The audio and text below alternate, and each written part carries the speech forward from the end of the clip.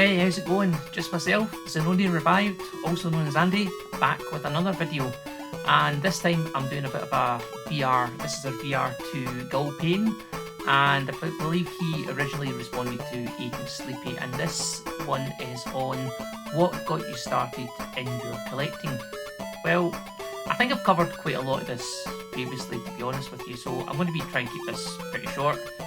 But essentially what happened was, I remember being in college, I think it was, back in 2001 possibly, and yeah, this was kind of the first kind of taste of freedom, I guess, outside the high school and stuff, you know, and going round shops and stores and having my own money for the first time, because I had a part-time job as well, and I just remember going one day into cash converters, and I used to go in there and buy, I think it was VHS tapes at the time. I was buying VHS tapes and some PC games and stuff like that, and I saw this Master System sitting there, and it was a Master System Model 1, and it had Sonic the Hedgehog, and it had, I think, something else stupid like Great Basketball or something like that, and I took it home with me.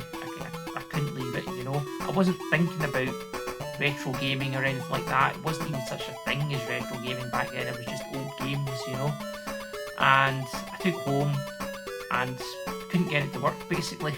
I just couldn't get it to work. I don't know what was wrong in hindsight, but just had a really fuzzy picture in the TV, and it probably was something to do with the RF lead, because we were still using the old CRTs at the time. And I remember at that point going online, because I had a PC at the time. I'd moved basically to PC. I never stopped gaming, but I'd moved on to the PC, and I had a Dreamcast and stuff like that as well. But yeah, I moved on to the PC, and the first time I ever went on in my life onto ebay.co.uk, and I couldn't believe in there they were selling Master System games and Master Systems in bundles, and I bought my first bundled Master System with something like 30 games or something like that, you know. So this idea started forming in my head that I would go back, collect the Master System games that I wanted or had as a kid. It started with the ones that I had as a kid, first of all, because I always regretted selling that Master System to get the PlayStation at the time. So I decided then I would get all these games back.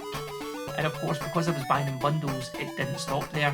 I got new games that I hadn't experienced before, stuff that I'd wanted previously but never thought about buying, and you know, I started getting a good collection on the go.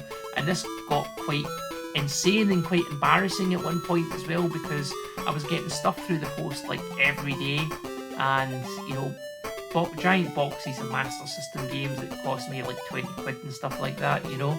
And I was still staying with my mum at the time, so she began to wonder what I was doing with all these boxes that were arriving all the time, constantly. And it was worse than what Amazon are like just now during the pandemic, honestly. It was just arriving all the time, and I was getting loads of doubles. I didn't know what to do with them. Obviously I just kept them, or you know, I can't even remember what I did with them. I eventually put some of them back on eBay and resold some of them. But yeah, I never really kind of went into depth of collecting, of thinking how many games is there, and you know, what's my collection goal and stuff like that. I just pretty much bought the stuff that I wanted as a kid, and then moved on to the stuff that I played as a kid, and then I moved on to the stuff that I'd seen as a kid, you know, and it just went from there.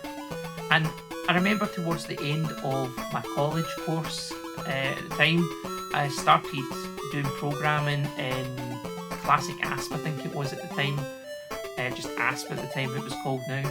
But essentially what it was you had to create, for the end of project, was you had to create a website that used a database, a data-driven database on it.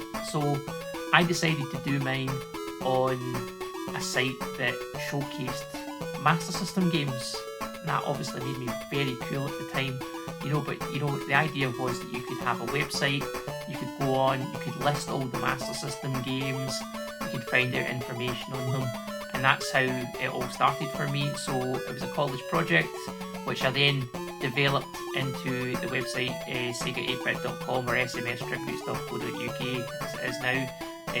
Later gave that, handed that website over to Mr. Ian Wall, but yeah, started that, and that got me started. And on that, I met loads of people. I met tons of great people through that, and this fueled this desire for collection. Even more. Suddenly, there were definitive lists of what games were out there, what you should buy, where, what games came out in what country, and stuff like that. All of that was being discussed, and that was I just feel so privileged to have been there for the start of that all, and that kind of birth of that kind of retro gaming community. And yeah, it just spiraled out of control from there, to be honest with you. Before you had it, I knew it. I was 4 games away from the collection finishing, and for the European and US sets, and I'd moved on to Japanese games at the time. I was buying Mark III games, and I think I had close to the full set of them as well. I think I had about 65, and I was about 80 odd numbers or something like that. And it just hit me at the point where I just decided enough was enough. I'd spent so much time in this. I'd met my wife by this point, and we were talking about buying our first home. And of course, I had no earnings. I just finished uni at the time, and decided, how could I possibly have enough to put down a house? And this was just before the financial crash of 2008 as well. And I bought my first house, and I bought it using, in part, the deposit came from my Master System collection, Mega Drive collection, and Saturn collections that I'd built up over the years. I'd sold them off, not for very much money as you can imagine, but it was enough to put down a deposit for the house. So yeah, it's hard to feel any regret over getting your first home and starting your life, but it's one of those scenarios where you think, well, what would my collection be like now if I didn't do that? If I didn't sell all these things, I would be, I'd be swimming in the stuff. But knowing me, to be honest with you, what I'd probably done is I'd probably, got frustrated with how untidy things were. I'm one of these people, although I'm a collector at heart, I really hate clutter aspect of collecting, and that's why I can't bear to have spare games and stuff lying about. I usually just give them away to people, or I'll get rid of them somehow.